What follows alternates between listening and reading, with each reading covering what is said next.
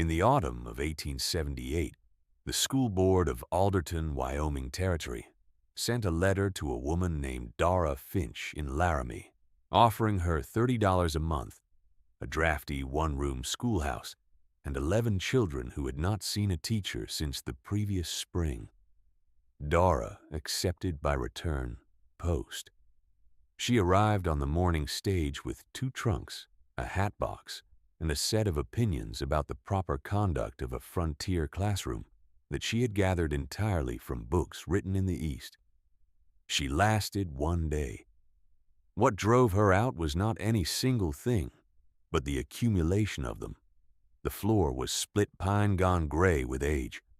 The stove had a cracked flue that pushed smoke sideways into the room when the wind came from the north, which it did, steadily from late September onward. 3 of the 11 children arrived without shoes. One of them, a 9-year-old boy named Thomas, dragged his left leg when he walked and took twice as long as the others to reach his seat. And when Dora asked him to recite the states and their capitals, he told her he did not see the use in memorizing a list when the list would only keep growing. Dora stared at him for a long moment. Then she looked at the cracked flue and the shoeless children and the gray floor, and something in her mind made a quiet accounting, and she found the sum did not suit her. She was on the morning stage the following day before the children had finished their breakfast. Word traveled the way it always did in a valley that small. By nightfall, men standing at the counter of the Alderton feed store had already begun the debate about whether any teacher worth her certificate would take the posting now that the posting had been declined once, and publicly. By the end of the week, that debate had narrowed into a single tired certainty. They would have to take whoever they could get. Vera Stimson, whose husband held the chairman's seat on the school board, and who held, by general acknowledgement, the actual authority in that arrangement, said plainly at the dry goods counter that they ought to lower their expectations and brace themselves accordingly. 2 weeks later, the morning stage from Cheyenne deposited 1 trunk, 1 canvas satchel, and a 24-year-old man named Kane Murray onto the Alderton Depot platform. And whatever expectations the valley had arranged in advance of his arrival were not the ones they needed. They had expected, if they were being honest, someone older. Someone with the settled look of a man who had run out of other choices and was willing to live with it. What they got was a young man who stood on that platform for a long moment looking at the valley, the mountains to the west already holding their first real snow. The schoolhouse visible from the depot as a low brown square against the yellowed grass. He had dark eyes and a narrow face, and he carried himself without hurry, which some people read as calm and others immediately read as arrogance. He wore a coat that had been good quality once and wasn't any longer. He asked the stage driver for directions to Ruth Pelham's boarding house, picked up his trunk himself without waiting to be helped, and walked north on the main street without stopping to introduce himself to anyone. Ruth Pelham was a widow of 51 who had been boarding travelers and the occasional passing schoolteacher for 6 years out of the same practical house at the north end of Alderton's main street, and she had her own way of reading the people who came through her door. She poured Kane a cup of coffee, set a plate of bread and cold venison in front of him, and watched him eat without speaking for several minutes. He ate steadily and without comment, and when he finished he asked whether the schoolhouse had a lock on the door and whether the chimney drew cleanly. Ruth told him the lock had been broken since July, and the chimney drew well enough if you let it run hot for 20 minutes before you tried to teach over it. He nodded. He asked where he could get a hinge for the door. She told him the hardware was on the south end of the street and that it closed at 4. He thanked her, left the rest of his coffee, and went to find it. Ruth watched him go from her kitchen window. She thought, this one might last the week. She was wrong about the duration, but she arrived at that conclusion the same way she arrived at most conclusions, by watching what a person actually did rather than what they said, and she would adjust her estimate before the month was out. The first day of Kane's tenure in the Alderton schoolhouse, a Monday in mid-October with the temperature already dropping and the mountains showing snow down to the timberline, brought 11 children. They arrived the way children arrive in a place that has already seen one teacher depart, watchful, positioned to observe rather than participate, the older ones carrying a faint, studied boredom. Thomas came in last, his left leg pulling, and took a seat in the second row. He had his father's stubbornness in his face and his mother's considering eyes, and he watched Kane the way a person watches a horse they have not yet decided about. Kane wrote 3 things on the blackboard: the date, a verse from the New Testament, the one about the house built on rock versus the house built on sand, which he used not for its theology, but for its architecture, and a question: what is the difference between a thing that lasts and a thing that does not? He waited. Then a boy came through the door who had not been counted among the 11. His name was Eli Drum. He was 10 years old, Cheyenne on his mother's side, and he had been excluded from the schoolhouse by the informal understanding of the people who ran it.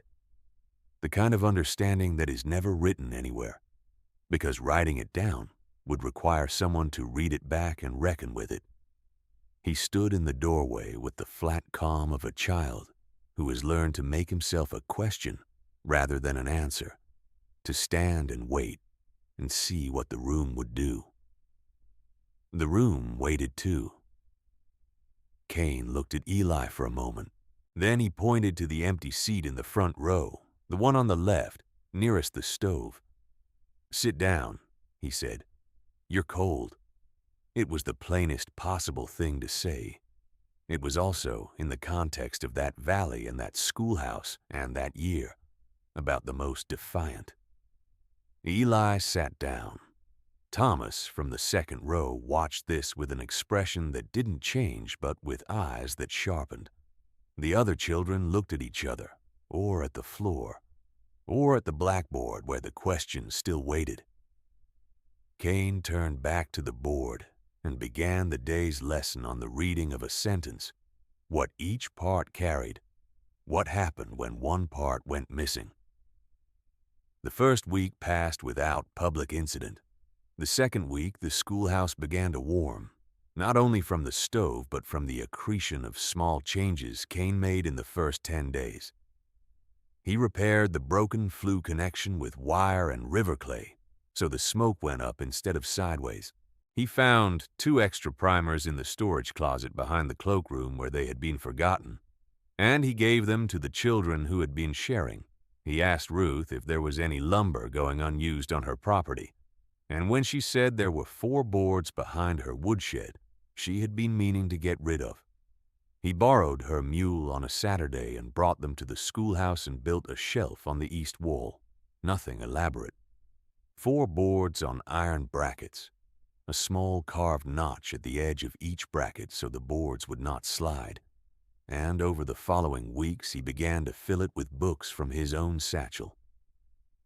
Thomas watched the shelf go up. He watched it in the way he watched most things Kane did, with that measuring quality, waiting to see what the thing was actually for before committing to an opinion. The third week, Thomas asked a question in class. It was about the verse on the board from the first day, which Kane had left up and then added to with 2 more verses from different books, creating a kind of running text across the top of the blackboard that changed every few days. Thomas wanted to know whether the man who built his house on sand had done it because he was foolish or because he had no other ground to build on. Kane had been expecting the kind of question 11 children in a room would ask, simple and answerable in 2 sentences. And this was not that kind of question. He stopped and looked at Thomas for a moment. "That is the right question," Kane said. "Let's find out what we think." What followed was not a lesson so much as a conversation that lasted the rest of the afternoon and left the children arguing in pairs on their walk home, which was, as far as Cain was concerned, exactly what a conversation should do. He told Ruth about it that evening at her kitchen table, over the bowl of bean soup she put out every weekday evening at 6. Ruth listened without interrupting, which was her custom. When he finished, she refilled his bowl without being asked and said that Thomas's father had built his house on whatever ground he could afford, and it was Thomas's grandfather who had put the name on the valley, and she thought the boy had been asking a real question about a real thing, and Cain had done right to take it seriously. Cain said he had understood that. Ruth looked at him over her coffee cup. Most people wouldn't have, she said. If you have ever watched a person slowly realize that a place they landed in by accident is the place they were supposed to be, you know it does not happen as a single moment. It happens in small accumulations. A familiar voice at a familiar table. A child who asks the right question. The smell of wood smoke in a room where you know where everything is. Cain had arrived in Alderton as a man running, though he would not have called it that. He had left Ohio in the summer of 1878 after an engagement to a woman named Clara collapsed not in any dramatic way, but in a quiet and final way, with a letter returned and a trunk packed, and the understanding that the life he had been arranging himself around was arranged for someone else. He had taken the posting in Wyoming because it was far, and because the letter of inquiry arrived in the same week as Clara's return letter, and because he had no particular reason to stay. He had not expected to find a reason to stay in Alderton. He told Ruth about Clara on a Thursday evening in late October, not because he planned to, but because Ruth had a way of sitting with silence that made silence into an invitation. She did not express sympathy in the soft way he had been bracing against. She said the woman had probably done him a kindness by being honest early, and then she asked whether he had finished the grammar lessons through the chapter on possessives, because Thomas had told her in passing that he thought the lesson on possessives was the most useful one so far, and she wanted to know if that was accurate. Cain told her it was accurate. Ruth nodded, satisfied. She poured herself more coffee and did not return to the subject of Clara, which was itself a form of respect Cain did not miss. The pressure that had been building in the valley around Eli's presence in the schoolhouse arrived formally in the last week of October, when Vera Stimson requested a meeting with her husband and 2 other board members at the dry goods store after closing. She was precise in her objections. She said the school was a community institution funded by the families of the valley, and the families of the valley had not agreed to the current enrollment arrangement, and it was not the place of a teacher hired 6 weeks prior to decide unilaterally what the enrollment arrangement would be. She said this without raising her voice, which was a quality she had perfected over 30 years of being the most organized person in any room she entered. Her husband repeated these objections to Cain the following afternoon in the schoolhouse after the children had gone home. Cain listened without interrupting. The stove was running hot, and the room smelled of chalk and wood smoke and the particular dusty warmth of a schoolroom in use. When the chairman finished, Cain looked at the shelf on the east wall for a moment, at the books he had arranged there, and then turned back. He said that Eli was enrolled in the school, that he had learned more in 6 weeks than the board might expect, and that Cain had no intention of removing him. If the board wished to dismiss him as teacher, that was the board's right, but he would not remove Eli Drum on the grounds of who his mother was. The chairman went home and reported this to his wife. Vera's response was to say she would give it 2 more weeks, and then she would press harder. She did not get her 2 weeks uninterrupted. The blizzard came out of the northwest on a Friday evening in deep November, the kind of storm that arrives with a full night's warning in the clouds, and then delivers more than the warning suggested. By Saturday morning, the temperature had dropped to 22 below zero, and the snow was moving horizontally across the valley in sheets that made the schoolhouse, 400 yards from Ruth's house, invisible from the kitchen window. Ruth fed Cain breakfast and told him not to go anywhere, which was sensible advice. At noon, a woman named Clara Alderton, Thomas's mother, arrived at Ruth's door with snow in her hair and the particular look of a person who has been arguing with themselves the whole way across a yard and has not finished the argument. She said Thomas had left at first light to check the cattle in the north pasture and had not come back. His father was down the valley at the Greer place and could not be reached before nightfall. The north pasture trail ran 4 miles from the edge of town, most of it through open ground with no shelter. Cain was already pulling on his coat before she finished. Ruth gave him the woolen scarf she kept on the peg by the door, the heavy one she had made the previous winter from doubled yarn. She did not tell him not to go because she could see it would not change anything, and she was not a person who spent words on gestures that did not move anything. Cain went to the stable behind Ruth's house and saddled the gray mare he had been boarding there for 2 months. The mare did not want to go out. He spoke to her quietly for a few minutes, and then she went. He had been on the trail for 20 minutes when he understood that he was in trouble. The snow was not the worst of it. The worst of it was the wind, which was moving the snow so fast that his own tracks disappeared behind him inside of a minute. And the trail he thought he was following turned out to be a cattle path that ran out into an open field with no clear landmark in any direction. He stopped the mare. The cold had already found the gap between his collar and his hat and was working on his ears, and the fingers of his left hand, the one holding the reins against the wind, had gone from painful to numb. He turned the mare in a slow circle and tried to find something he recognized. What he found was Eli Drum's uncle. The man's name was Joseph, and he had been coming south from his family's winter camp on a different errand when he saw the schoolteacher's gray mare standing in the open field turning in circles. Joseph was 30 years old and had been traveling this valley in bad weather since he could ride, and he knew exactly where the north pasture trail ran.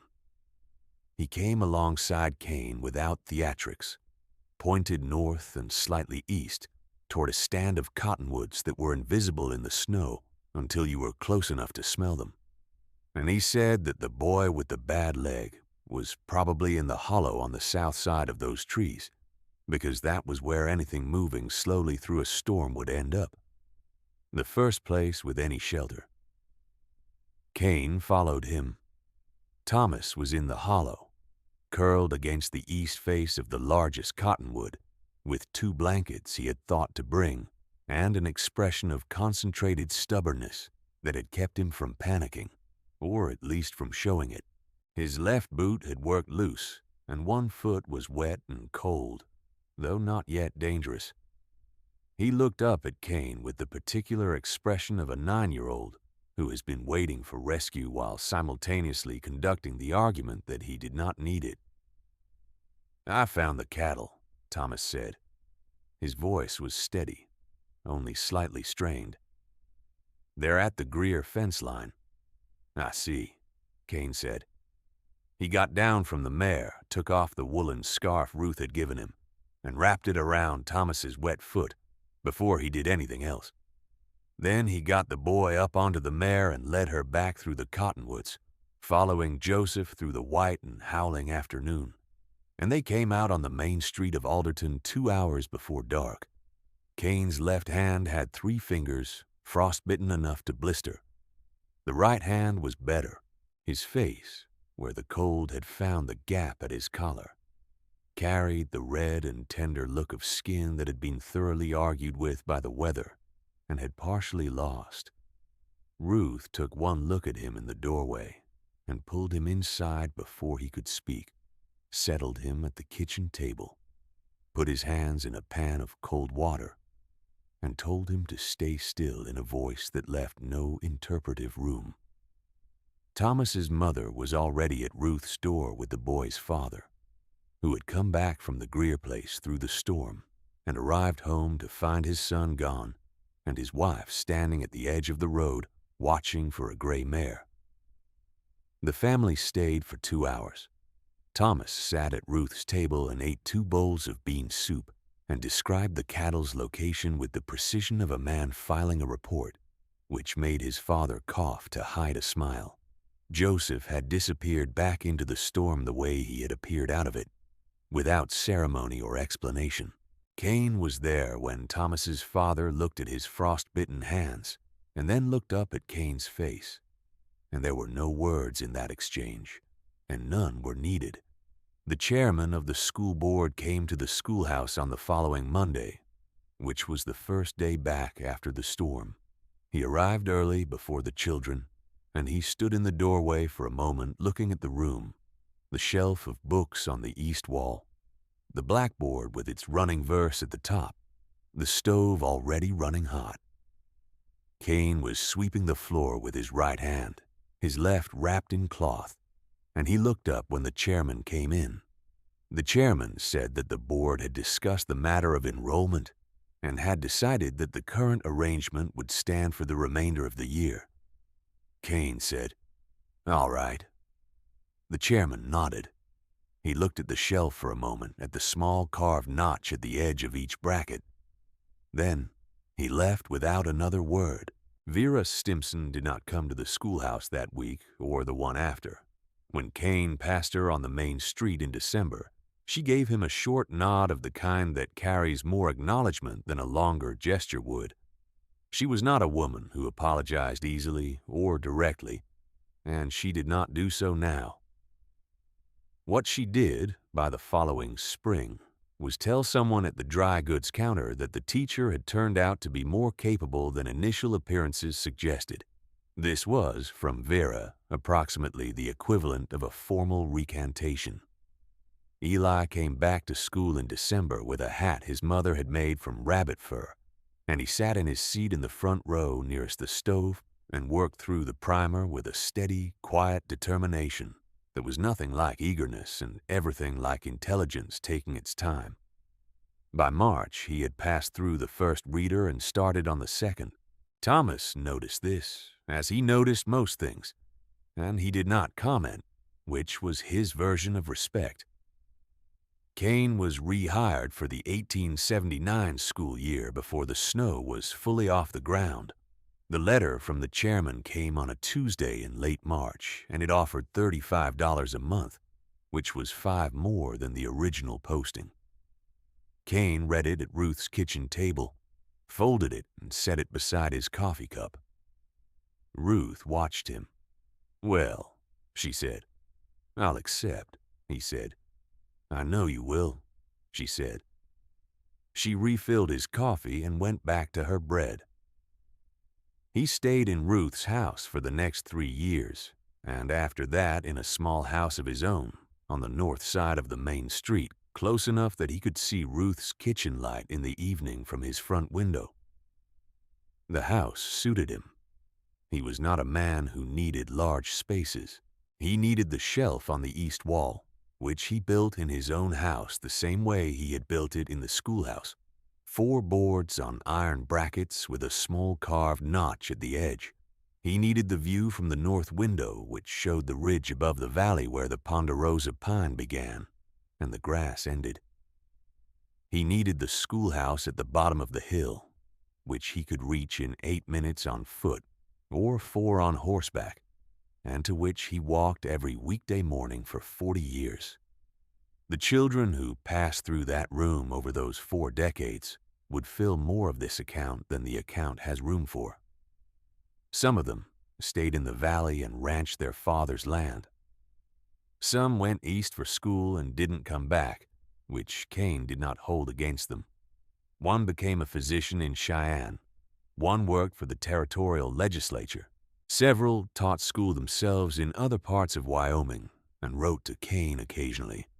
The kind of letters that begin with an apology for the years of silence and end with a paragraph about how a particular lesson had stayed with them. The one about the house on the rock versus the house on sand. The one about possessives. The one about the difference between a thing that lasts and a thing that does not. Thomas ranched the north pasture land his family had held since before Cain arrived, the same land where the cattle had drifted to the Greer fence line in the November blizzard of 1878. His lame leg slowed him somewhat and stopped him not at all. He took over the ranch from his father in 1895 and ran it with the same considering steadiness he had brought to the second row of the Alderton schoolhouse as a 9-year-old, and he had 2 sons and a daughter, and when his daughter asked where she ought to go for schooling, he told her to go to the schoolhouse on the hill and ask Mr. Murray what she ought to read first.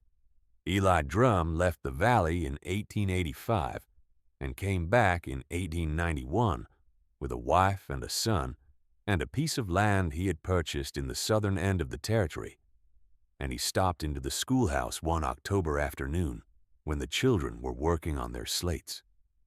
Cain looked up from the blackboard. Eli said he had been meaning to come back and say something for a long time. Cain said there was nothing that needed saying. Eli said he disagreed. He said the only teacher who had ever put him in a seat nearest the stove was this one, and he wanted his son to have the same privilege.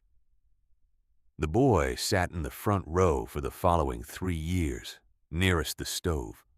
Ruth Pelham outlived most of the expectations a woman her age in a Wyoming winter had any right to survive. She was still in her house on the north end of the street in 1910.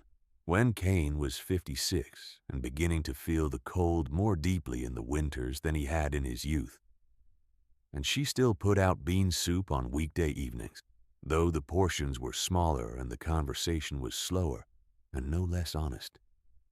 They had between them, by that point, the easy silence of 2 people who have known each other long enough to have said most of what needed saying and can sit in the remainder without discomfort. He taught his last class in the spring of 1918. He was 64 years old. The influenza had been moving through the territory since the previous autumn, and he had lost weight he could not recover, and his hands in the cold mornings took longer to warm than they once had. He did not announce a retirement. He came in one morning, wrote the day's verse on the board, taught the lesson through to the afternoon bell, and when the children left, he stood for a moment at the east wall looking at the shelf, which had been replaced twice over the years, but always rebuilt the same way. 4 boards on iron brackets with a carved notch at the edge to hold the boards in place. He ran his right hand along the edge of the top board. Then he picked up his coat and his canvas satchel and walked home. He died 6 weeks later. Ruth was with him at the end, and Thomas's daughter, who had grown up with her father's steadiness and her grandfather's eyes. He was buried on the ridge above the valley, where the ponderosa pine began, and the grass gave way, and the schoolhouse was visible from the gravesite on clear days, as a small brown square against the grass, the same as it had been when he stood on the depot platform in October of 1878 and decided to look at it before he introduced himself to anyone. Thomas was the one who chose the spot. He had gone up the ridge the morning after Cain died and stood looking at the view from several different places until he found the one that showed the valley and the schoolhouse and the mountains to the west all at once, and then he came back down and told the others where it should be. The service was held on a clear morning in late June, the kind of morning that comes to Wyoming after a long winter and a slow spring, and announces itself by making the grass a color that doesn't quite match anything else in the world. Ruth came up the ridge on Thomas's arm. She was 64 years older than she had been when she watched a young man with a good coat that had seen better days walk north on the main street, asking about hardware. She stood at the grave for a time after the others had moved back down the hill. She did not say anything. She was not a woman who said things to the air when the person who would have received them was no longer in a position to hear. She stood there with the valley laid out below, and the schoolhouse at the bottom of the hill, and the wind moving through the ponderosa above the grave marker. Then she turned and took Thomas's arm again, and they went back down to where the living were gathered. The schoolhouse on the hill is still there. The shelf on the east wall was replaced one more time, in 1923, by a teacher named Adler who had heard the story from Thomas and built it the same way, 4 boards on iron brackets with a small carved notch at the edge. He was not sure why the notch was there. He put it in anyway because it seemed wrong to leave it out. The best things in a hard place are often the ones built by someone who arrived with nothing planned and stayed because the ground turned out to be solid after all. Thomas Alderton Jr. ranched the North pasture land for another 18 years after Cain's burial. He carried, according to his daughter's account, a habit he had held since boyhood of stopping on the ridge trail in the mornings to look at the valley before riding down into the work of the day. He said, on one of the last mornings he made that ride, that you could still see the schoolhouse from up there, when the air was clear. You could see the smoke from the chimney if the teacher had the stove going hot. And if you knew what to look for, you could still see the shelf in the east window, a thin line of books against the morning light, waiting for the first child through the door. If any of this story stayed with you, leave a word in the comments about the teacher who changed how you saw something, the one you still carry. And if you would like another story from this valley, or one just like it, from the same hard and ordinary country, it is waiting right here for you.